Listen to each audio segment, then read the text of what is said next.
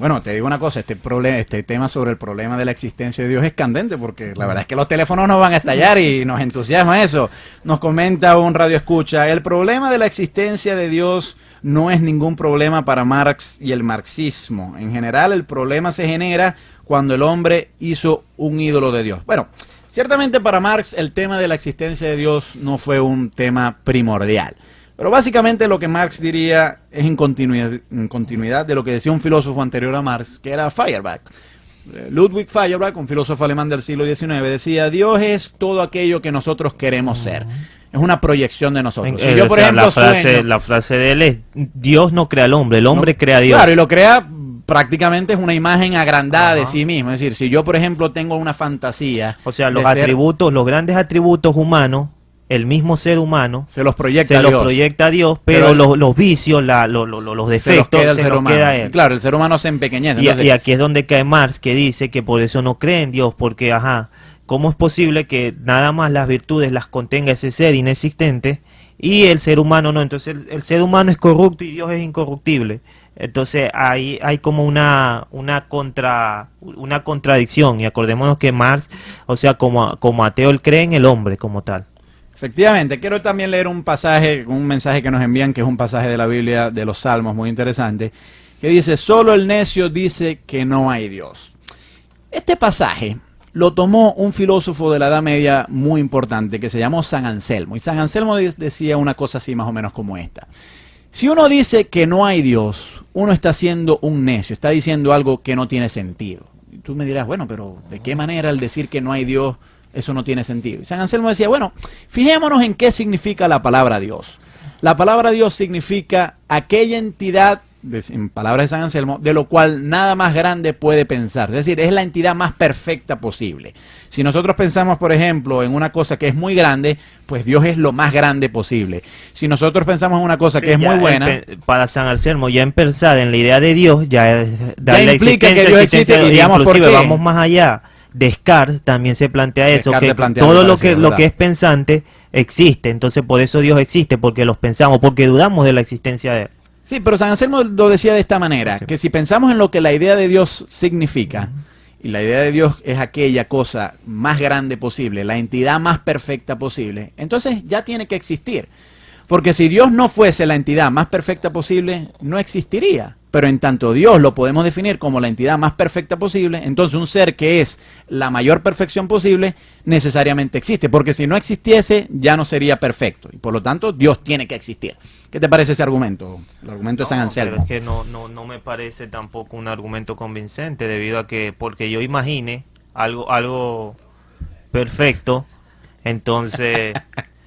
lo estoy creando yo, no es que existe, lo estoy creando yo, ese ser perfecto lo estoy creando yo, y ahí estaría con Feuerbach completamente. O sea, yo estoy creando ese ser, yo estoy creando ese Dios, no es que ese Dios me está creando a mí. Ahora, cuando uno discute la existencia de Dios, Gerardo, hay otro tema muy importante aquí, que es el tema de la moral. Que es que pareciera que es necesario creer en Dios para hacer el bien. Esto lo han dicho muchos filósofos. Si no hay una idea de Dios, un tema sensible, si no hay un Dios que nos vigile, si no hay un Dios que nos premie por nuestras acciones, si no hay un Dios que al morir a los buenos los mande al cielo y a los malos los mande al infierno, si ese Dios no existe, dador de justicia, pareciera entonces que no tenemos una justificación para ser buenos. Si yo voy caminando por la calle y me encuentro un billete y no lo recojo, ¿por qué no lo recojo? Y ese billete no es mío, ¿por qué no lo recojo? Pues los creyentes en Dios dicen, bueno, no lo recoges porque sabes que hay un Dios que te está vigilando. Si tú prescindes... La lógica es que no lo recoja porque es de 2.000 bolívares, pero te apuesto que si ve un billete de 100 lo agarra. Pero supongamos que yo voy caminando y me encuentro un billete de 100 y yo sé que no es mío.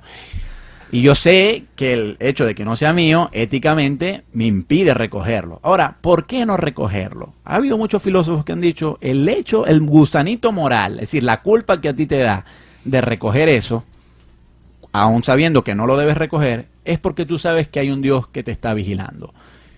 Si uno postula que Dios no existe, entonces no hay un juez que premia a los justos y castiga a los pecadores. Y si no hay un juez que premia a los justos y castiga a los pecadores, entonces no hay freno moral para hacer las cosas. Uno pero hace que lo que le da la premiar gana. a los justos, llegar al al cielo. Sí, al cielo. Al cielo. Al cielo. Pero ¿Tú qué dirías eso? Porque es que muchos filósofos tienen esta idea. Fíjate Sin que Dios sí, no hay moral, es yo lo creo que el ellos que dicen. agarra el billete y se lo guarda para él, tiene más moral que el que no lo agarra y porque espera ir al cielo. ¿Por qué? Porque al fin y al cabo son actos de egoísmo, ¿no? Y hay que tener en claro, en nosotros los seres humanos siempre hay, vamos a decirlo, gotas de egoísmo. Hay una parte de nosotros que es egoísta porque hacemos todo con un fin. Al fin y al cabo hacemos todo porque nos beneficia, claro.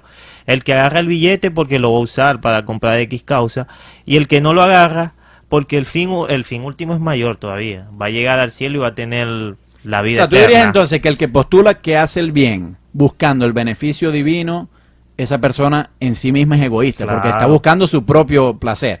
Fíjate tú que en torno al egoísmo nos llega un mensaje muy interesante que nos dice: con esa fragmentación se crearon las divisiones producto del egoísmo en contra del altruismo. Salam quiere decir paz en árabe. Sospecho yo que este señor que nos escribe debe ser musulmán. ¿Tú qué opinas sobre eso? Él nos dice: con esa fragmentación se crearon las divisiones producto del egoísmo en contra del altruismo. Yo opino que el egoísmo no es necesariamente malo. Ciertamente, por ejemplo, nuestro presidente él continuamente dice, bueno, hay que alejarse un poco del egoísmo, y yo entiendo lo que él quiere decir, pero desde un punto de vista filosófico, no necesariamente buscar el bien propio tiene que impedirte hacer el bien a los demás. Y yo creo que más bien la buena moral es aquella que busca reconciliar el bienestar propio con el bienestar de los demás. Yo estoy ahí completamente de acuerdo contigo, ¿no? Pero el egoísmo en sí no es malo, pero el decir que yo no voy a hacer tal acción porque, como los santos, por ejemplo, llámese San Francisco de Asís, que dejó su fortuna, o sea, no es que hacen actos de buena voluntad, es mentira, porque en sí, en el fondo, Lo que ellos son están buscando es el actos cielo. de egoísmo, claro, porque están buscando algo que les Claro, va a ellos- beneficiar a ellos. Claro, pero Siempre quizás ellos todo dirán, es no algo premiado en esta vida, sino en la vida que viene. Bueno, de pero acuerdo, igual, igualito es una todo forma de es egoísmo una si nos forma de ponemos a egoísmo. ver. Entonces, claro, yo sí estoy de acuerdo contigo, bueno, tentativamente, no sé, esto habrá que discutirlo mucho más, pero tentativamente yo sí creo que uno podría decir que Dios... Que la creencia en Dios no es necesaria para la moral, que uno puede hacer buenas acciones independientemente de si Dios existe o no. Que nos dice que puede ser que el que nos haya escrito sea árabe, y hablando de la religión musulmana, el del Islam como tal, no es algo, o sea, qué bien mayor puede causar que a una mujer se la lapide, por ejemplo, ¿no? Volviendo al tema de la teodicea, o sea, Dios es tan justo que no castiga a los hombres, sino castiga a la mujer, y la entierran en un hueco y le caen a piedra. ¿Y qué beneficio trae eso para el ser humano como tal? Bueno, ese tema que tú estás planteando, a mí me parece más un argumento en contra de la existencia de Dios. Si uno dice, bueno, sí, Dios existe y nos ama, bueno, de acuerdo, pero si Dios nos ama tanto, nos ama a nosotros los seres humanos, y Dios lo puede hacer todo, ¿por qué permite tanto sufrimiento? Por ejemplo, estábamos conversando con un amigo que nos decía que su esposa había fallecido debido a un accidente que hubo. Bueno, ¿por qué Dios permitió que eso ocurriera? Piensa en todos los sufrimientos que hay en el mundo. Piensa cuántos niños mueren en Irak como producto del bombardeo. El de los terremoto en bombardeos. Haití. Piensa en el terremoto en Haití, esa devastación. ¿Realmente un Dios bueno permitiría que ese tipo de cosas ocurrieran?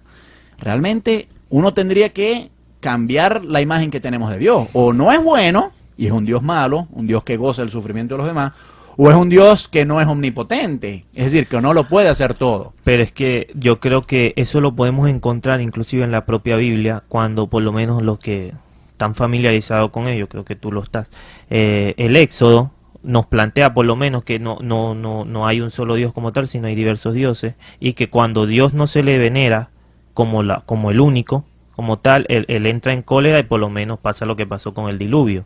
Claro, y habría que preguntarse si un Dios bueno realmente sería un Dios que va a castigar a los Entonces, seres humanos por el simple cuando hecho de entra que no en le rinda cólera, culto. entra en cólera y acaba con la humanidad entera, simplemente. Aquí tuvimos una sequía que casi nos lleva al colapso eléctrico. Estamos saliendo apenas de una crisis eléctrica y ahora, bueno, nos ha caído agua, aguaceros, inundaciones. Es la crisis climática. Exclusivamente sobre su... El caos alimentario, energético. Bueno, ese caos es... Dios es omnisciente, si Él ya conoce todas las cosas, pareciera que nosotros no fuéramos libres. ¿Y en qué sentido? en que si Dios ya sabe lo que tú y yo vamos a hacer mañana, somos libres de hacerlo. Yo mañana, por ejemplo, seguramente me voy a levantar, supongamos a las 8 de la mañana. Y ya Dios, si Él es omnisciente, Él sabe todas las cosas, Él ya sabe que yo me voy a levantar a las 8 de la mañana. Si Él ya sabe eso, yo tengo la libertad de no levantarme a las 8 de la mañana, sino de levantarme a las 9, por ejemplo, o a las 10. Sí, tocando lo que es el libre albedrío, ya ahí por lo menos ya tu libre albedrío está limitado, porque ya otro, que en este caso sería, ese es el trascendente, conoce lo que vas a hacer, inclusive si conoce todo, conoce en el momento que nace y en el momento que vas a morir. Claro, y pareciera que la idea del destino ya está impuesta sobre nosotros. Claro. Entonces yo también creo que el que defiende la existencia de Dios lo tiene difícil cómo reconciliar que existe un Dios que es omnisciente con la libertad de los seres humanos. Porque pareciera que el que dice Dios existe y es omnisciente, bueno, al mismo tiempo está diciendo los seres humanos no somos libres. Porque si Dios es omnisciente, ya Él sabe lo que va a ocurrir en el futuro. Y si sabe lo que va a ocurrir en el futuro, pues ya el futuro está predestinado, ya está dicho. Sí. No hay de otra manera en que lo podamos hacer. Sí, por tanto, ya nosotros carecemos de libertad completa, ¿no? Entonces ya vemos que no solamente las leyes delimitan la libertad del hombre como tal, sino que las leyes, que como Dios es omnisciente, ya las conoce, por tanto, Él también nos está influyendo en el mismo tema de la libertad, ¿no? Y nos va suprimiendo poco a poco, indirectamente, ¿no? Como dirían los católicos sobre la evolución, ¿no? Que Dios actúa indirectamente. El mismo radio escucha que nos escribió anteriormente nos vuelve a enviar un mensaje, vamos a leerlo. Nos dice: Jesús antepuso al legalismo judío el perdón a su odio, el amor, y por ello le condenaron y hoy han hecho de él un ídolo para comerciar. Sí, ciertamente la figura de Jesús, y esto es un tema que no lo hemos tocado mucho, no solo la figura de Jesús, sino cualquier figura religiosa sirve para comerciar. Y esto Marx lo decía en torno a la religión. Marx decía, bueno, la religión es el opio del pueblo. ¿En qué sentido? Bueno, en que cuando a un trabajador se le dice, existe un Dios y quédate quieto, y no protestes frente a tu condición. ¿Por qué? Porque en otra vida, en una vida futura, Dios te va a premiar. Es una forma de comerciar las mercancías aprovechándose del esfuerzo del trabajador. Sí, y de eso es una constante. Yo creo que inclusive cuando la Edad Media, la época de Lutero, inclusive hay una película sobre él, las famosas indulgencias que entregaba la Iglesia Católica, ¿no? Que con esas indulgencias por las que tú pagabas te servían para ganarte, claro, la ese cielo eterno. Se suponía que eran unos documentos que daba el Papa por medio de los cuales los pecados quedaban absueltos. Sí, pero claro, los vendían. No era gratis. No era gratis. Un hecho histórico curioso, Gerardo, quizás tú lo conoces, es que de ese dinero recaudado por la venta de indulgencias fue que se construyó la Capilla Sixtina del Vaticano. Sí, la construida por Miguel Ángel. Muy bien, bueno, pues hemos conversado hoy muy amenamente, Gerardo Valero y quien les habla, Gabriel Andrade, a propósito de la existencia de Dios, y agradecemos todos los mensajes que hemos revisado. Y como todos los sábados de 4 a 5 discutimos temas filosóficos que no solo se quedan en el salón de clases, sino que van a dar al pueblo, y por eso hemos llamado a este programa Filosofía para Todos. Hoy nos estuvo acompañando como operador el señor Levi Suárez, en la producción de la emisora Julio César Pernía, como presidente del circuito IBKE Mundial, el licenciado José Gregorio Zambrano Aguilar, en la dirección de Mundial Zulia, el profesor Oscar Pérez, a quien le mandamos un especial saludo, y en la moderación Gerardo Valero me estuvo acompañando, y quien les habla, Gabriel Andrade. Nos escuchamos el sábado que viene a las 4 de la tarde.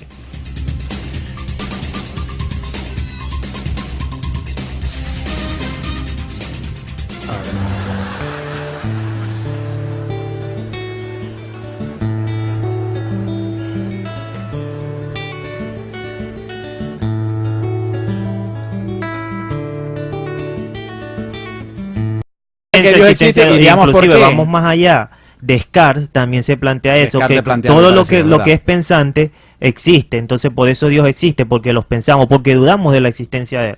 Sí, pero San Anselmo lo decía de esta manera, sí, que si pensamos en lo que la idea de Dios significa, y la idea de Dios es aquella cosa más grande posible, la entidad más perfecta posible, entonces ya tiene que existir. Porque si Dios no fuese la entidad más perfecta posible, no existiría. Pero en tanto Dios lo podemos definir como la entidad más perfecta posible, entonces un ser que es la mayor perfección posible, el alemán del siglo XIX decía, Dios es todo aquello que nosotros queremos ser.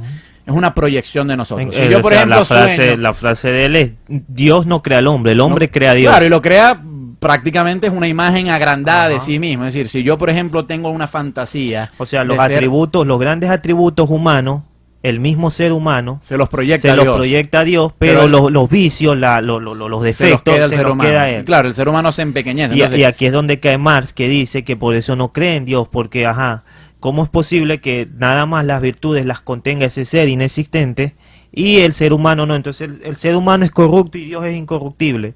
Entonces ahí hay como una contradicción, y acordémonos que Marx, o sea, como ateo, él cree en el hombre como tal. efectivamente, quiero también leer un pasaje, un mensaje que nos envían, que es un pasaje de la Biblia, de los Salmos, muy interesante, que dice, solo el necio dice que no hay Dios. Este pasaje lo tomó un filósofo de la Edad Media muy importante, que se llamó San Anselmo, y San Anselmo decía una cosa así más o menos como esta. Si uno dice que no hay Dios, uno está siendo un necio, está diciendo algo que no tiene sentido. Y tú me dirás, bueno, pero ¿de qué manera al decir que no hay Dios eso no tiene sentido? Y San Anselmo decía, bueno, fijémonos en qué significa la palabra Dios. La palabra Dios significa aquella entidad, en palabras de San Anselmo, de lo cual nada más grande puede pensar. Es decir, es la entidad más perfecta posible. Si nosotros pensamos, por ejemplo, en una cosa que es muy grande, pues Dios es lo más grande posible. Si nosotros pensamos en una cosa Sí, que es ya muy buena, para San Anselmo, ya empezar en la idea de Dios, ya es darle ya implica... existencia. Bueno, te digo una cosa, este tema sobre el problema de la existencia de Dios es candente, porque la verdad es que los teléfonos nos van a estallar y nos entusiasma eso. Nos comenta un radio escucha, el problema de la existencia de Dios no es ningún problema para Marx y el marxismo. En general, el problema se genera cuando el hombre hizo un ídolo de Dios. Bueno, ciertamente para Marx el tema de la existencia de Dios no fue un tema primordial. Pero básicamente lo que Marx diría es en continuidad de lo que decía un filósofo anterior a Marx, que era Feuerbach. Ludwig Feuerbach, un filósofo